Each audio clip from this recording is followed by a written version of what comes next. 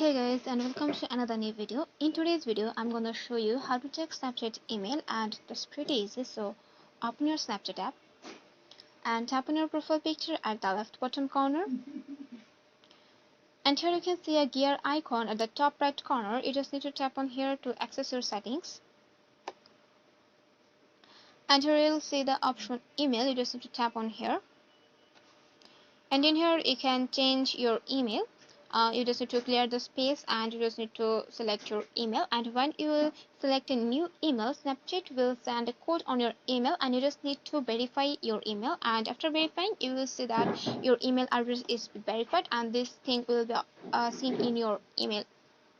So where you can say another things, let others find me using my email address. So if you want that people can contact with you or find you by using your email, you can turn on this option, and these things may be easier to people to find you.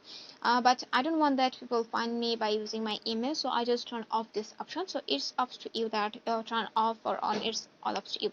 So that's all for today's video. Hope this video may helpful to you. If this video helpful to you, like this video and subscribe this channel, and keep in touch with us for another new video.